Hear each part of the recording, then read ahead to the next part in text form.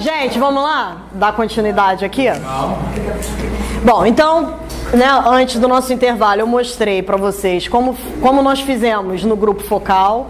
Esse grupo focal, então, pessoas... Todos aqui são sindicalistas, né? Não?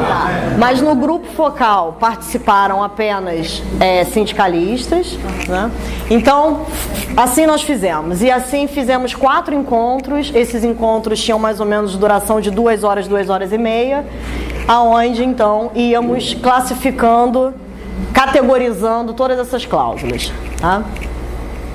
Apresentado. Então, aqui começam os dados do estudo. Então, nós analisamos, né, convenções dos 3 setores, totalizando 14 convenções coletivas. No setor primário, analisamos 4, secundário 4 e terciário 6.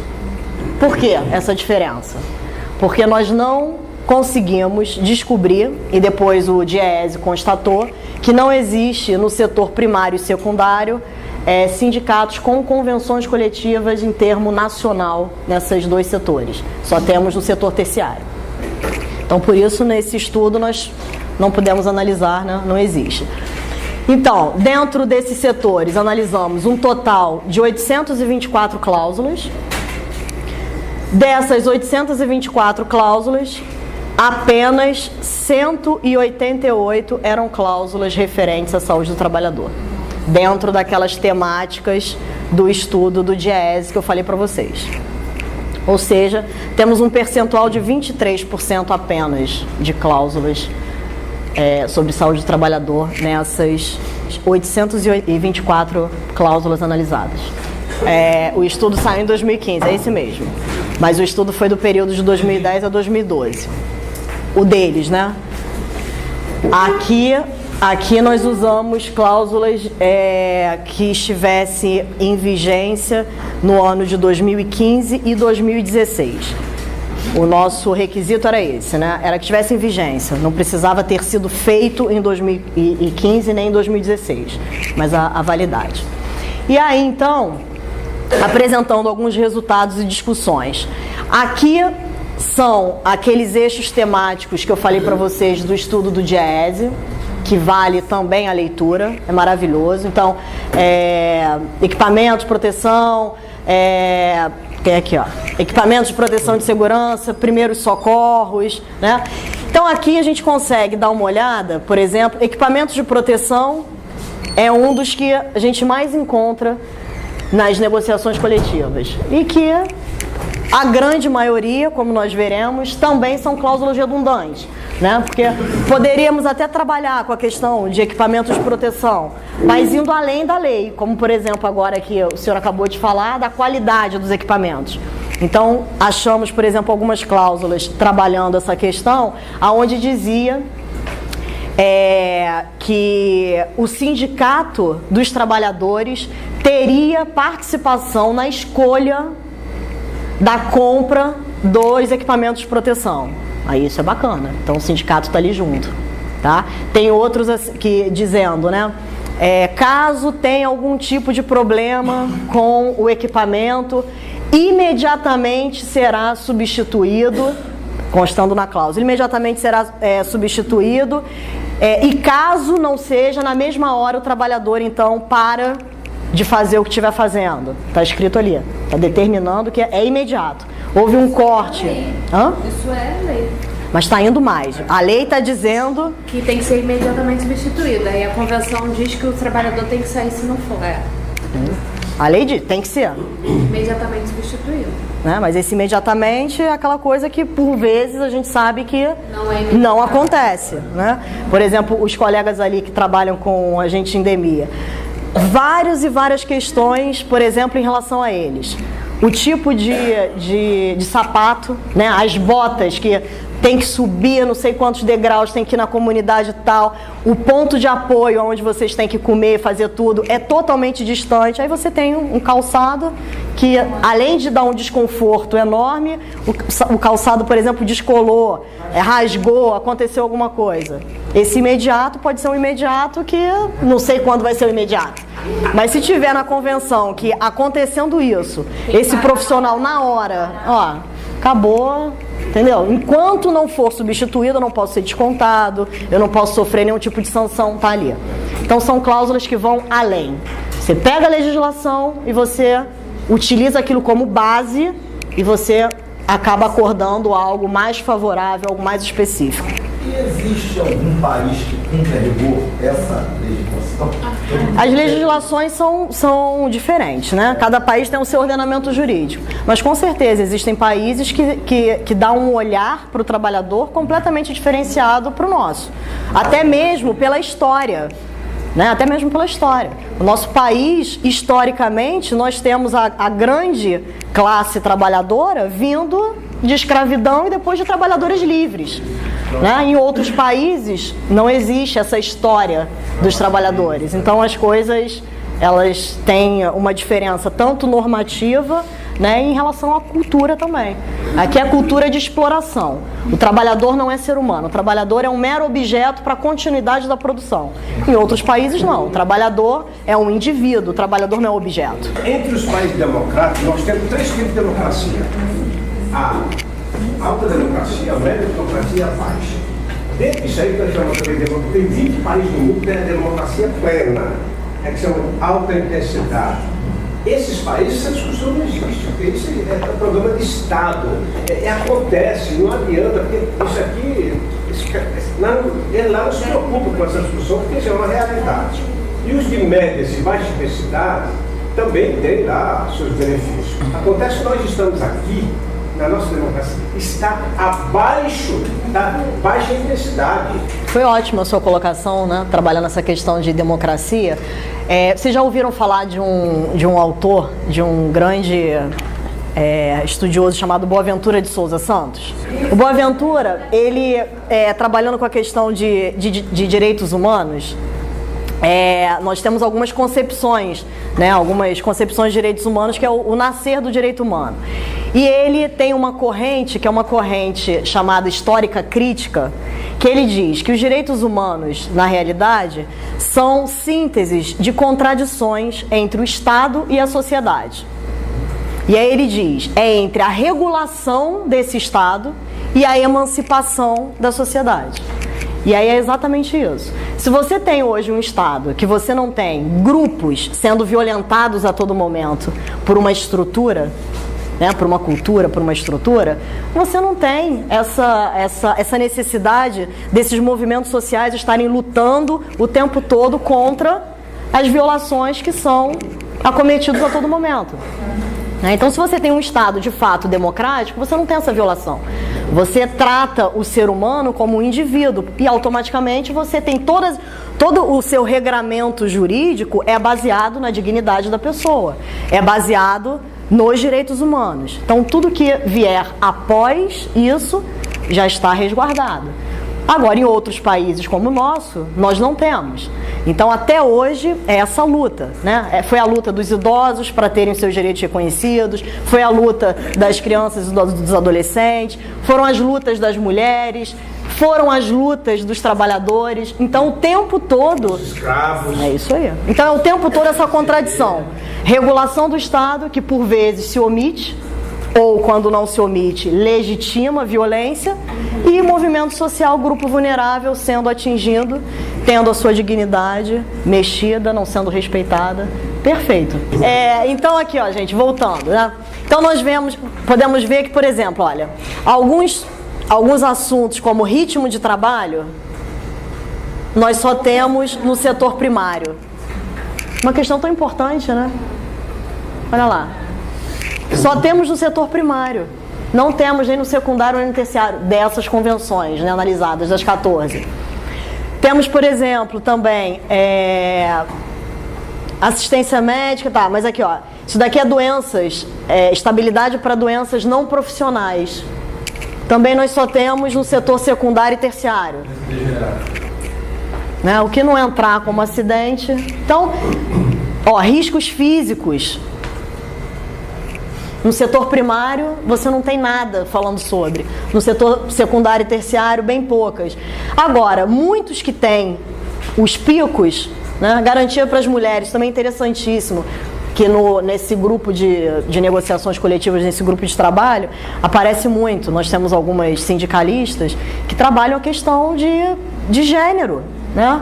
Por exemplo, dos rodoviários. Você não tem um banheiro adequado para as mulheres fazerem suas necessidades. Aí você vai falar assim, homem também. Tá, mas homem, né, se resolve de uma maneira mais fácil. Não que não devesse ter. Só estou dizendo que uma questão de gênero é uma questão importante, né, no âmbito do trabalho. Falando, por exemplo, também sobre os rodoviários, a questão daquelas roletas, né, os trocadores, também é um problema relatado muito pelas mulheres, pelos homens também. Não tem um conforto, né, é algo totalmente esquisito. Né, por que tem que ficar com a perna aberta? Por que aquela roleta tem que ficar entre as pernas? Né? Mulher ali naquela situação passa como? Mulher grávida, nos dias, né, que as mulheres estão diferentes dos homens.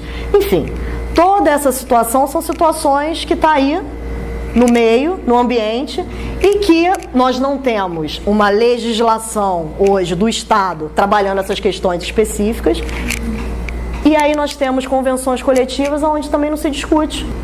Estou trabalhando com saúde ocupacional. Esse ano eu comecei um projeto e ofereci aos sindicatos uma palestra gratuita para conhecerem o meu trabalho e saber o que exatamente eu ofereço.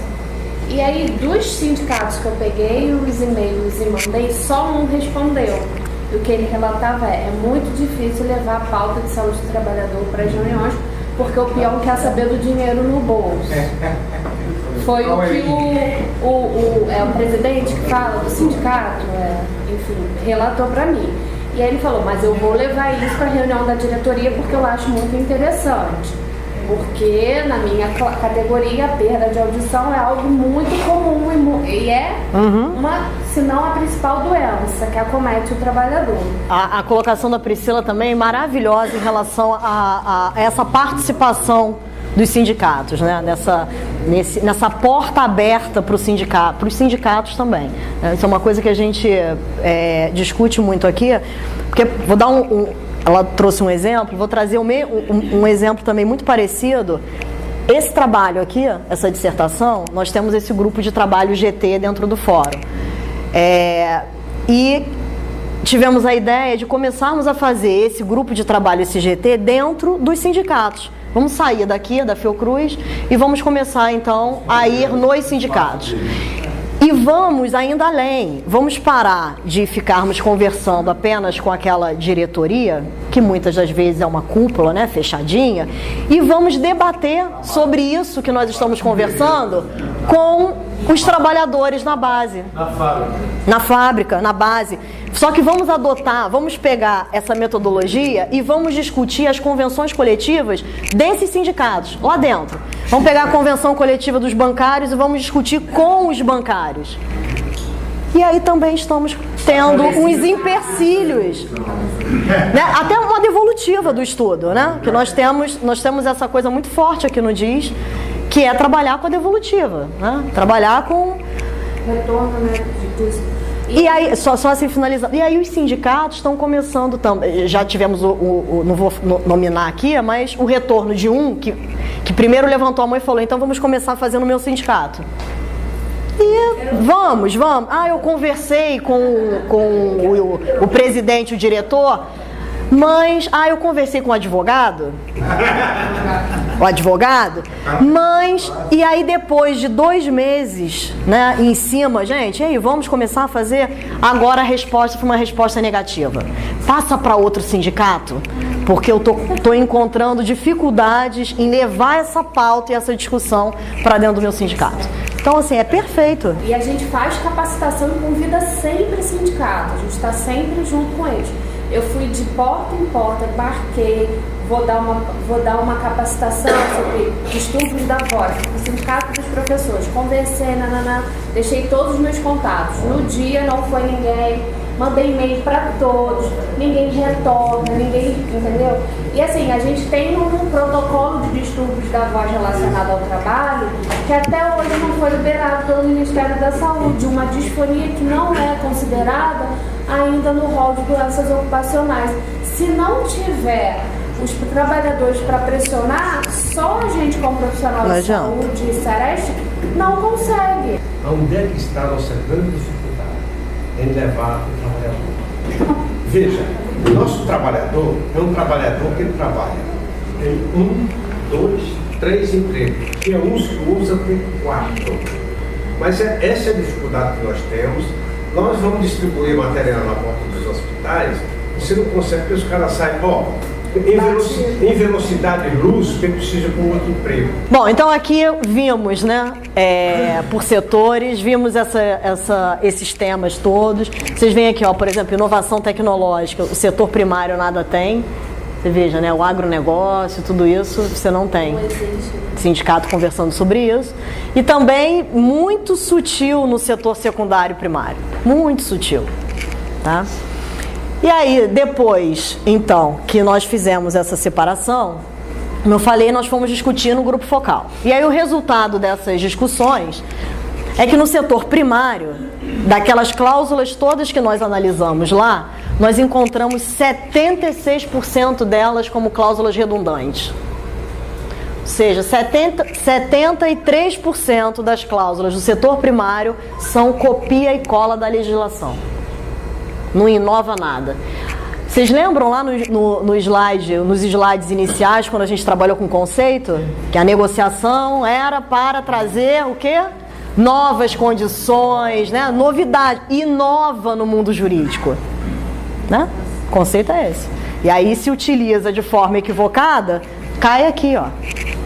Você não está utilizando um instrumento para novos direitos, você está repetindo tudo. Olha lá, desse daqui apenas 16% foram cláusulas inovadoras. Novamente, só o recorte é trabalhando com temas de saúde do trabalhador, tá? Então 16%, 9% de desresponsabilização e 2% de responsabilização. Isso dentro do setor primário. E aí eu trouxe como alguns exemplos, né, de cláusulas que nós chamamos de redundantes. Algumas falas do grupo focal, falas de sindicalistas. Esse aí é o famoso copia e cola, né? Pega a CLT e bota lá no acordo. Porque já está ali. Para que eu tenho que colocar no acordo? Então, o grupo focal chegou a essa conclusão em relação às cláusulas redundantes. Aí aqui, ó, isso daqui é muito interessante. Perguntei para o advogado do sindicato o porquê de colocar cláusulas repetidas da CLT na convenção coletiva. Isso no decorrer do estudo do meu sindicato. E ele respondeu que tem que ter para que seja cumprido.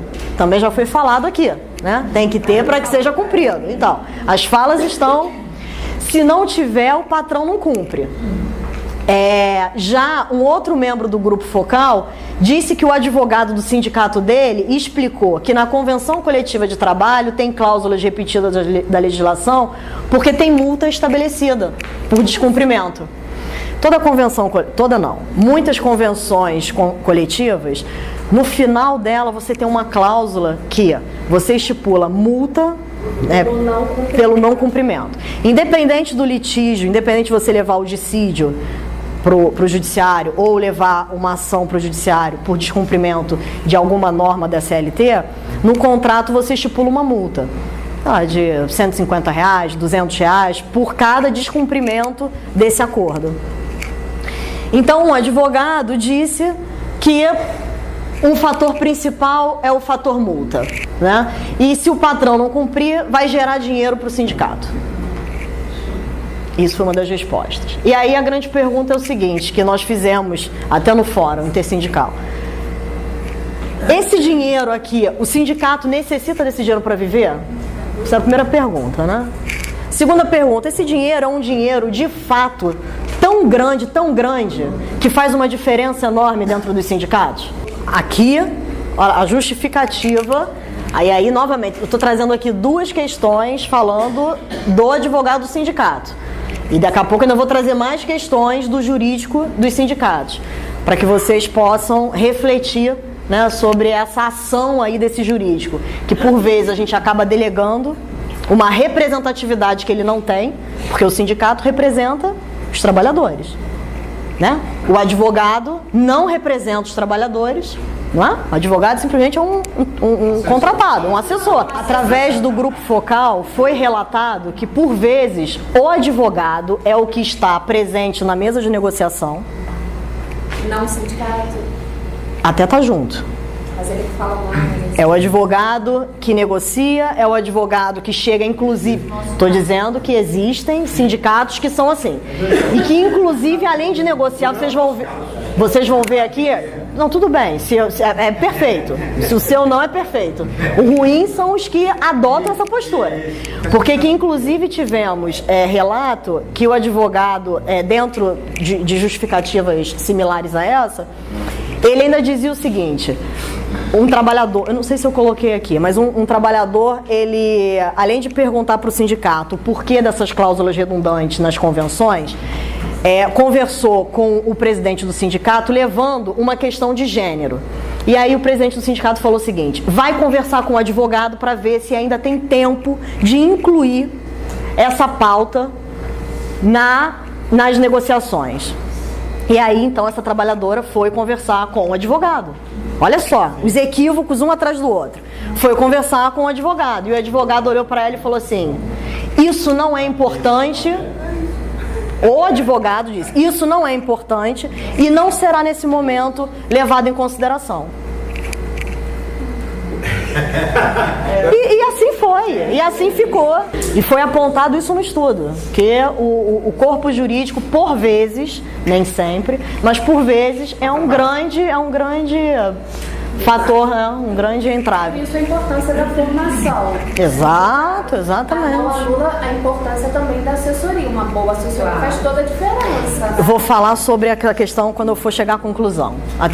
Até porque eu sou advogada, então eu falo com propriedade mesmo, critico com propriedade. Então, assim, no setor secundário, nós já temos uma pizza diferente, né? 51% apenas, ou tudo isso, são cláusulas redundantes, mas bem menor do que o setor primário. Nós temos 28% de cláusulas inovadoras e 5% de desresponsabilização e 16% de responsabilização, tá? E aí um exemplo de cláusula de responsabilização dita pelos sindicalistas, né? Essa aí determina qual das partes é responsável por determinada questão. Um exemplo. Você tem trabalhador em cadeia de terceirização. Não, aí é aquele problema. Quem é o responsável? É o direto? É depois? É o depois? É o depois? E se você estipula na cláusula já quem será o responsável por determinada ação, caso aconteça, né, alguma coisa aqui dentro dessa relação de trabalho, essa pessoa, essa empresa terá que fazer isso ou terá que fazer aquilo. É um exemplo de cláusula de responsabilização. Ok? Ou quando a lei nada fala, simplesmente a lei regula, você ali indica quem será o responsável por determinada ação ou o cumprimento daquela determinada norma, tá? E aí eu trouxe outras falas de cláusulas de desresponsabilização, que é: o sindicato patronal copia o que a ANR diz, porém no final altera a informação importante e faz a famosa pegadinha. O Sindicato dos Trabalhadores, por desconhecimento, cai. O cara lá em cima coloca tudo bonitinho, mas lá embaixo ele caga tudo. Temos que ficar muito atentos. Então, nesse estudo também, descobrimos algumas cláusulas assim. Você começa copiando direitinho o que a legislação fala e lá no final, vou dar um exemplo, cláusulas sobre equipamentos de proteção individual. Isso é o famosinho, a pegadinha. Você copia o que a lei diz e lá embaixo você diz: em caso de dano, o trabalhador tem que comprovar que não foi ele o culpado por aquele dano. Tem cláusula? Tem cláusula que o Sindicato dos Trabalhadores assina dizendo isso. Isso é lógico lá no seguro, né? Você fica totalmente ultrapassada, já se avançou. Mas E hoje você dá. exatamente. Então essa é a típica, né? E aí nas discussões no grupo focal, gente, mas como é que pode? Quer dizer, o empregador fornece um material terrível dos equipamentos de proteção, que é o que a gente estava falando aqui. E além disso, ele é o responsável, ele tem que provar que não foi ele que deu causa àquele dano no EPI. Aí eu ainda trago mais outra aqui, ó. Uma outra fala do grupo focal, né? Que pegadinha.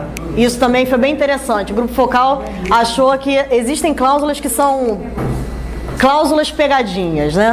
Então, que pegadinha? O cara ali na cláusula diz que todos receberão um auxílio de 20%, independente de perícia. Ora, e se a fábrica dele piorar as condições de trabalho e for para o grau máximo? Né? Tem o 20%, 30% e 40%. Na convenção está tirando isso. Quer dizer que os trabalhadores que deveriam receber 40% continuarão recebendo 20%. Caramba, às vezes a gente acha que está fazendo o melhor e eles enganam a gente. Não dá para acreditar, não. Só acredito porque estou aqui. Cláusula João Kleber, a pegadinha, tentando se eximir da responsabilidade que está em lei, como no caso do acidente de trajeto, que também tinham cláusulas. Agora, né, com essa reforma vai ser modificado, mas antigamente o acidente de trajeto estava coberto. E existiam cláusulas, analisamos algumas convenções com cláusulas já retirando isso. Mas eu acho que não mudaram a NR. Olha o absurdo. Eu acho que não mudaram a NR. Ainda não. Ainda não. A lei está lá, dizendo uma coisa, mas a NR está dizendo outra. Eu uso muito a NR15, anexo 14, que é a agência biológica, porque o meu pessoal trabalha, né? Isso dá um pau legal, né? Perfeito, perfeito. Então vocês estão vendo, né, cláusulas aqui de desresponsabilização, que de fato é falta de conhecimento mesmo. Né? O sindicato mal assessorado, ou o sindicato que não está atento e acaba caindo em cláusulas desse tipo. Então vocês veem que mesmo dentro daqueles 23% de cláusulas trabalhando sobre saúde do trabalhador, a quantidade de cláusulas que são ou desperdiçadas porque são redundantes, ou cláusulas que vêm para piorar ainda mais a condição do trabalhador. Tá? E aí então, trazendo o setor terciário, também muda um pouco, né, a pizza. Nós temos então menos da metade de cláusulas redundantes. Temos um número grande, olha, 40% de cláusulas inovadoras. Então, assim, é um setor que deveria ser melhor analisado as suas convenções para retirar cláusulas interessantes dali de inovadoras e colocar dentro das convenções de outras categorias e de outros setores. E aí trago então também algumas falas, né, dessas cláusulas inovadoras do grupo focal, onde falou, né, que tem que ser mais do que a CLT determina. Essa cláusula melhorou o que a lei fala. Com essa cláusula a gente evoluiu, caminhou para frente. Essa aí pegou uma norma, a NR, que já tem, e deixou melhor para o trabalhador. As convenções têm que resguardar o trabalhador, tem que pegar o que ele já tem e melhorar. Especificar uma norma genérica para aquele trabalhador, para aquela situação específica. Tá? Então, aqui são algumas falas do grupo focal ao analisarmos aquelas cláusulas todas. Então, bem interessante. Então, vocês veem que através desse método, onde você pega convenções que já foram acordadas, e vamos então olhar essa convenção através de um método crítico de análise, ali a gente já pode cortar das nossas próprias convenções, né, várias pautas, várias cláusulas ali, que são totalmente desnecessárias, e podemos, né, como dizem que nada se cria, tudo se copia, podemos também olhar algumas outras cláusulas interessantes e trazermos essas cláusulas para a mesa de negociação. E aí, então, gente, a conclusão, né, desse trabalho, depois disso tudo apresentado. Primeiro, não tem dúvida da importância do instrumento convenção coletiva e acordo coletivo, né, na luta dos trabalhadores por melhores condições de trabalho. Temos, né, a possibilidade de diminuir o sofrimento dos trabalhadores em seus locais de trabalho, se utilizarmos esse instrumento de uma maneira inovadora. Temos a capacidade de superar a limitação das leis trabalhistas nas convenções, né? Apenas 23% das cláusulas analisadas são cláusulas voltadas para a saúde do trabalhador. E aí é um caso de nós pensarmos, né, qual é a importância da saúde do trabalhador que nós, enquanto sindicalistas, estamos dando para pautas de negociação. Os 20% dos acordos. Dos acordos analisados. Foram 14 convenções coletivas analisadas, tá? Então é um estudo com algumas informações aleatórias. Eu não posso dizer que isso tem um impacto real em relação a todas as convenções, mas aqui é uma amostra das convenções e que está em consonância com o estudo do DIEESE. O estudo do DIEESE foi um estudo muito maior, onde foram analisadas muito mais cláusulas, muito mais convenções, mas que também o percentual é esse. É 23%, 26%. É isso. A média nacional para o estudo de DIEESE, né? É. O número 76 de maio de 2015, eu mandei, está no grupo aí. Show. Depois eu vou disponibilizar também por e-mail a dissertação em PDF. Eu acho bem interessante que vocês tenham e deem uma lida. Obrigado. Bom, 54% dessas cláusulas todas são cláusulas redundantes. Então, metade das convenções analisadas pode rasgar se não for pegar a justificativa do advogado em relação ao dinheiro para o sindicato, pode pegar e jogar fora, porque não tem razão de ser. A avaliação por parte da direção sindical do poder delegado ao advogado jurídico, e aí essas questões apontadas pelo grupo focal, né, desses equívocos na relação do sindicato com o seu órgão jurídico, por vezes se mistura e se coloca o advogado como um representante dos trabalhadores, o que de fato não é. Aí tem uma questão também em defesa desses advogados, né? Nós, na nossa graduação, nós não estudamos saúde.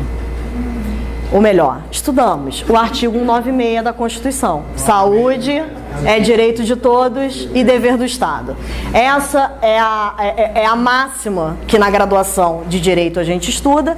E quando vamos então olhar para a saúde dentro da questão do trabalho, e vamos estudar a Previdência.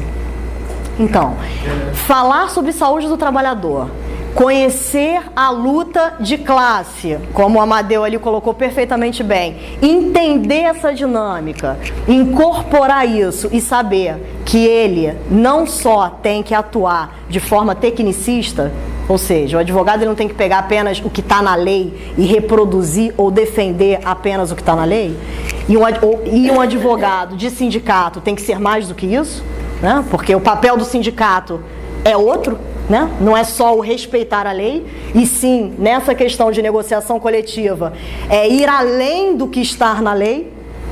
Por isso, ressalto aqui, como uma dos resultados aqui do trabalho, a necessidade de nós termos advogados e núcleos jurídicos dentro dos sindicatos capacitados para estarem dentro dos sindicatos. Eu acho que, além de capacitados, os próprios sindicatos deveriam exigir isso. Olha, é um contrato? É um contrato. Você vai prestar serviço? Vai. Mas você precisa entender a natureza do sindicato, que é diferente da natureza do que a gente estuda no ramo jurídico, que é uma natureza linear. A saúde do trabalhador, ela não é causa e efeito. A característica da saúde do trabalhador, como nós vimos lá atrás, é luta de movimento, é luta de classe, é história. A gente está falando sobre direito humano, a gente está falando sobre violência, e que não é retratado. No mundo jurídico, violência é Código Penal, né? E o Código Penal não se aplica nessa relação de violência de trabalho. Pode até um ou outro, mas eu estou dizendo que no contexto da relação do trabalho, não é aplicado. Você aplica a CLT. Né? Então, assim, é muito cuidado. Nós temos uma linha indenizatória do que acontece, né? Então é aquela coisa, você se acidentou, beleza, toma aqui. Nós não temos uma linha, um olhar, né, jurídico aonde? O que ocasionou esse acidente? O que ocasionou, então nós vamos ao que ocasionou. Reserva pra... atrás. Exatamente. Atrás de mim tem 10 pessoas que entraram no meu lugar. Exatamente. Então, Então, tem essa questão, né, da delegação do advogado. Constatamos, então, a necessidade de capacitação dos trabalhadores sindicalistas sobre esses direitos trabalhistas, né? E propomos oficinas itinerantes chamadas de A Saúde do Trabalhador nas Convenções Coletivas de Trabalho, nas sedes dos próprios sindicatos com os trabalhadores. Tá? Então, isso aqui foi a conclusão do trabalho. Essa proposta está valendo, inclusive coloco aqui à disposição de todos vocês para fazermos isso, essa oficina itinerante mesmo. Então, qualquer sindicato que queira chamar o fórum, o grupo das negociações coletivas e queira fazer um trabalho similar a esse nas suas convenções e acordos, estamos aqui para isso. Porque tá? se você tem uma instituição sindical que está descolada de uma realidade social, uma realidade de trabalho, como que ela vai conseguir transpor uma convenção aquilo que de fato é uma necessidade do trabalhador? Se não acompanhar a realidade, esse movimento dentro do mundo do trabalho, voltado para a questão do acidente do trabalho, da doença do trabalho, se eu, enquanto sindicato, eu não acompanhar esse movimento, essas mudanças que ocorrem diariamente, como que eu vou conseguir dizer numa convenção aquilo que reflete a realidade do trabalhador, a necessidade do trabalhador? Então, essa é uma questão que a gente pode pensar. E como a gente pode estar articulando isso? Na época dos anos 70, eu fui metalúrgico nessa época, de 70 anos 80, nós tínhamos uma situação bem pra gente, bem existia essa comissão dentro da unidade de empresa dos trabalhadores, era respeitada. E depois se levou a possibilidade desse debate e de lei de alcance, isso aí, não tinha interesse de ninguém. A própria trabalhadora fazia isso. As questões do indivíduo se sobrepondo à questão do coletivo. É isso que nós estamos vivendo. Isso aí, perfeito. Ó, que também tem tudo a ver, ó. Sua fala aí coincide com o que eu trouxe aqui de brecha lá, ó. Pois perfeito. Líder sindical. Olha lá, olha só que legal. Primeiro, levaram os negros, mas não me importei com isso. Eu não era negro. Em seguida, levaram alguns operários, mas não me importei com isso. Eu também não era operário. Depois, prenderam os miseráveis, mas eu não me importei com isso, porque eu também não sou miserável. Depois, agarraram os desempregados, mas como eu tenho meu emprego, também não me importei. Agora estão me levando, mas já é tarde. Como eu não me importei com ninguém, ninguém se importa comigo.